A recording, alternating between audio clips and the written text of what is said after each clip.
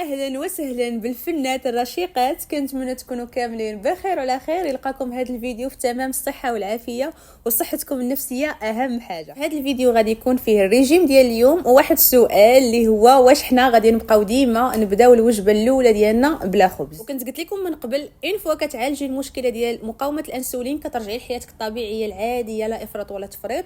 ولكن وانتي في مرحله العلاج الا كنتي كتشهي شي مرات انك تفطري بالخبز في الصباح، فهنا غادي نوريك القياس ديال الخبز اللي خاصك تاخدي، واين خبز خاصك تاخدي. الا ضروري خاصو يكون فيه الجلوتين باش تحسي براسك راه كتاكلي الخبز. الريجيم ديال اليوم اول حاجه كتبداي بها الماء، هذه متفقين عليها، ولي فيتامين ديالك. ملي تنقولي فيتامين كنقصد مثلا الكولاجين، فيتامين سي، هادو كتشربوهم على معده خاويه باش كيعطيكم واحد المفعول زوين. واصلا الكولاجين معروف انه كيتشرب على معده خاويه. هادشي علاش تنقول لكم شرب الماء، او اللي كتشرب شي فيتامين تقضي الغرض، ما كتشربي حتى شي حاجه ماشي مشكل. ولكن كنصحكم بالكولاجين ضروري تاخذوه، خصوصا الى العمر ديالك فوق 30. المهم اول حاجه ديتوكس الاخضر اللي كاين في هذا النهار، هذا اللي كاين في هذا الريجيم. ديتوكس خضر فيه غير الكرافس والماء، بغيتي تزيدي شويه ديال الحامض زيديه. المهم انا درت غير الكرافس، ومن الاحسن ديما ديتوكس الاخضر اللي هو الكرافس يكون غير بوحدو، ما ترافقوا مع حتى شي حاجه، فقط الحامض. نجيو دابا الوجبه الاولى اللي غتاخدي في هذا النهار. البيض بعدا بهذه الطريقه راه ما يمكنش شحال كيجي واعر، جربوها وشوفوا. خدي البصله غادي تشحريها حتى تعسل، وكتغطي عليها على نار مهيله باش داك البخار تيرجع بحال هكا، تتعاونك باش انها تعسل مزيان. غير الملحه والبزار هي اللي كديري لها في العطريه، ومن بعد كتزيدي البيض.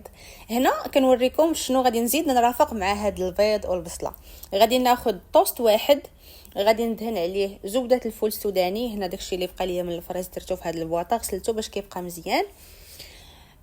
قلت لكم غادي تاخذوا زبده الفول السوداني، غادي تدهنوها على التوست، وغادي تذوقوها بداكشي اللي عندكم، بالفواكه اللي عندكم. وذكرنا من قبل ان الفواكه اللي مسموحه في هذا النظام هو الفريز، البلوبيري، داك التوت اللي تيكون في الشجر اللي كنا كنسرقوا من المدرسه. المهم جميع كاع انواع ديال الباريز كلهم مسموحين. هنا تشهيت قهوه، وفحال العاده الطريقه كيفاش تصايبي قهوه ديالك باش ما تخسرش الريجيم هي كديري كاس عامر بقهوه كحله وكتهرسيه بشويه ديال الحليب. هنا غنوريكم الخبز اللي غادي ترافقي مع هذه الوجبه في حاله انت ضروري يكون الخبز العادي الطبيعي اللي فيه الجلوتين. هذا هو القياس.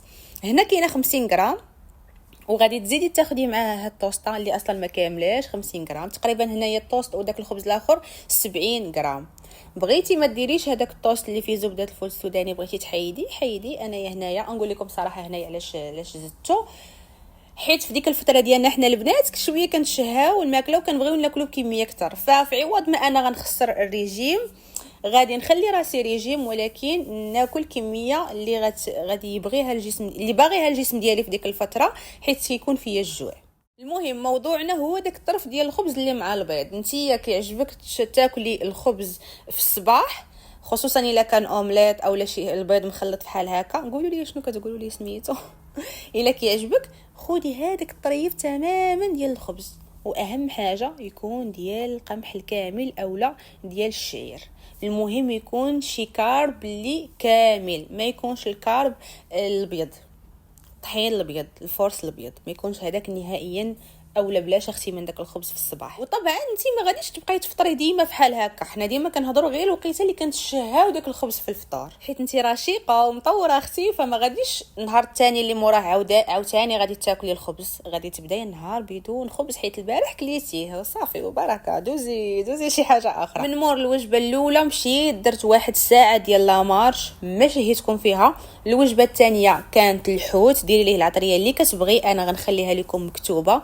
الشوربه راه باين شنو فيها، العطريه فيها غير البزار والملح، هادشي تماما اللي فيها، كتجي لذيذه، كتستمتعي فعلا بالمذاق ديال الخضره. وغترافقي مع هاد الطبق واحد الحبه ديال التفاح باش تكسري داك المذاق اللي تيبقى ديال الحوت في الاخر. عامين قبل كنت كرهت الحوت، فاش كنت عرفت عندي تكيس مبيض، ومن هنا من هي خاصك تاكلي الحوت بزاف، بقيت كناكل الحوت حتى كرهت المذاق ديالو تماما، كرهت، وخصوصا واحد الانواع ديال الحوت كرهتهم.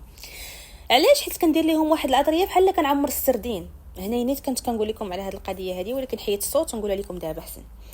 بحال كان العطريه ديال السردين تماما. فشنو وليت كندير من بعد هاد العام هذا فاش اختي وليت رشيقه وليت ذكيه بحالكم وليت كندير ليه غير العطريه اللي كتبت لكم، وشي مرات ما كنديرش حتى الكمون. هاد المره درت الكمون. وشنو وليت كندير ليه عاوتاني؟ كنخليه يتحمر مزيان من الفوق ومن التحت حتى ديك الجلده كتولي مقرمله بهاد الطريقه. وكنكثر الحامض، فعليا تنكثر الحامض. بهاد الطريقه وليت كنحماق على شي حاجه سميتها الحوت. اما عامين قبل اخويا الحوت راه كرهتك كره العامه. وكان هذا هو الفيديو ديال اليوم، هذا هو الريجيم ديال اليوم. نشوفكم فيديو اخر ان شاء الله. بسلامه.